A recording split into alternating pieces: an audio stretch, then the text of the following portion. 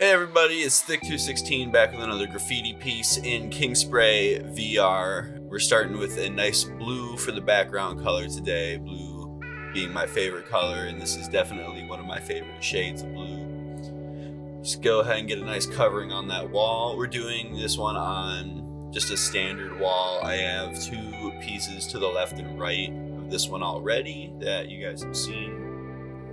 So this will be a complete wall kinda after this one, though, so it'll be like a little bit of room, but it'll be fine. It'll be good.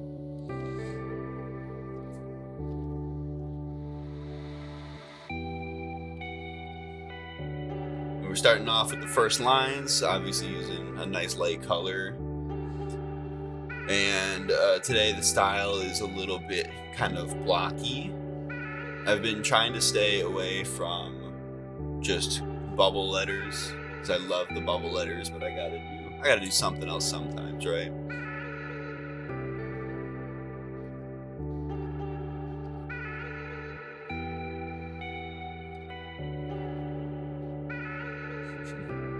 And you'll notice I kind of hide when I repair the lines. That part's not really all that fun to watch, so it kind of looks like pieces are appearing and disappearing between these cuts.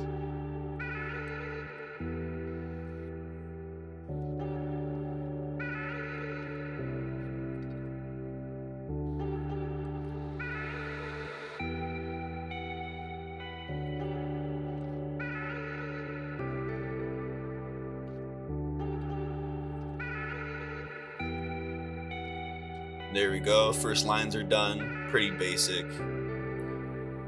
So I decided to add some elements to it to make it a little less basic. We're throwing in these kind of like angled edges onto the sides to make the long lines a little less boring. And they kind of like overlap the edges so that way it looks like it's kind of overlapping itself in a way. I don't know, it's kind of a nice little element to throw on there. And then for the color scheme today, I figured we would go with a kind of a nice daytime color fade, starting with a very bright yellow to kind of mimic the sun. Wanted to do something nice and bright, and then a little bit of an orange, a nice light orange, kind of a peachy color for the H, and then some of the I. And then we move on to a little bit more red inside the orange. Not quite red yet, just very, very light kind of pastel. And then a darker orange. And then finally a nice kind of deeper, darker red. Not super dark, but enough to keep the theme on point.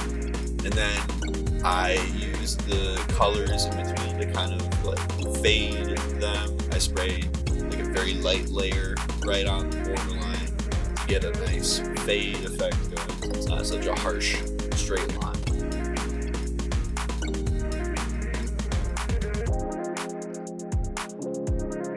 There we go. After the color fill in, you can see kind of on the side I had like a little color palette there.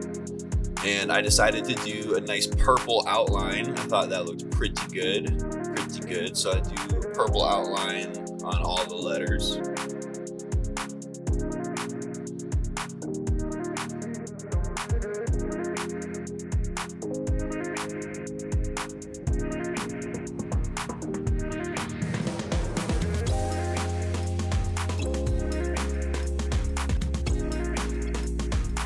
My favorite line right there, of course, the butt line.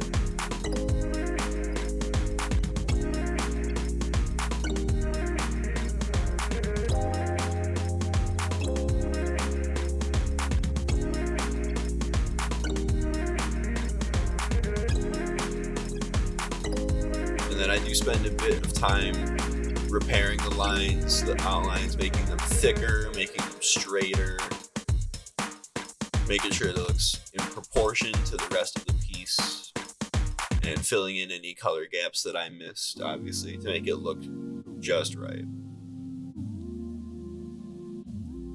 Then of course I want to add a little bit of depth to the letters, so I put on a little bit of a shadow block onto the letter. It's not itself a shadow, it's like the underside. But I do put shadows on those to give it a little bit of a more 3D effect. Just a little added darkness. And then I do a drop shadow under that onto the actual background, so the shadow will be blue.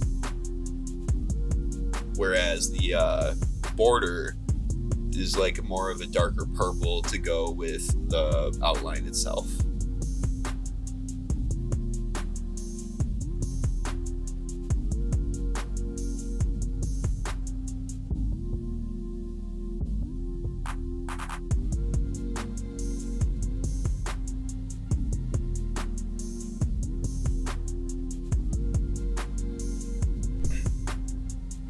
And then this part is kind of making the outline a hollow outline.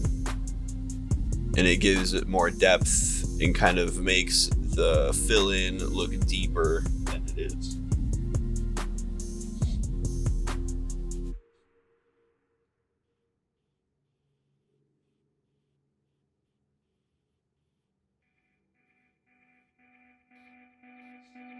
And there we go. I did the T first. It looks pretty good. So I repeat with the rest of the letters, putting in the shadow blocks and the shading, making sure all the lines are looking good. Putting in those shadows.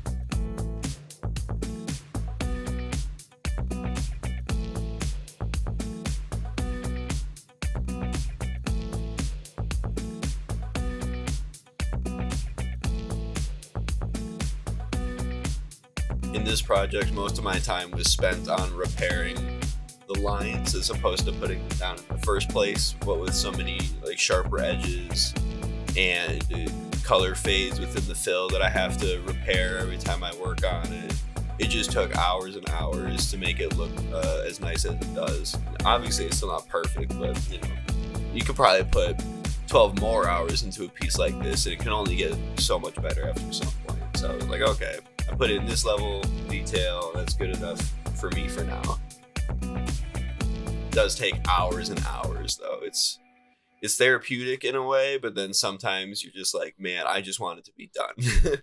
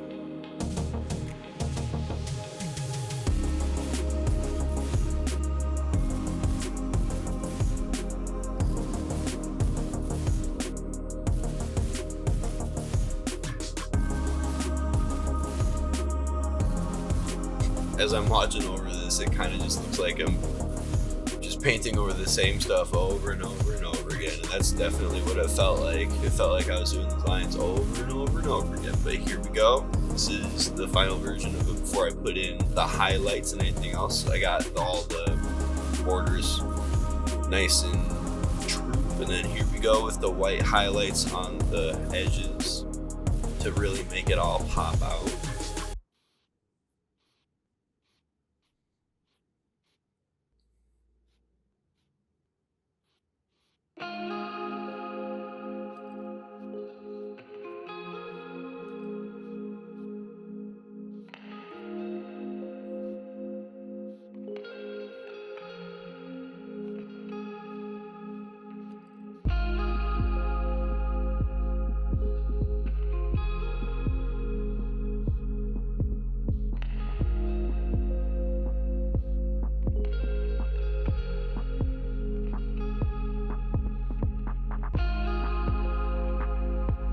And there we go.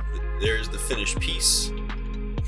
Nice shadow blocks with a shadow behind it and good highlights on a nice hollow border. If you like that, follow me on Instagram to see more of my art. Come check out my Redbubble to buy my merch. And I also have some stuff on Canvy. Have a good one.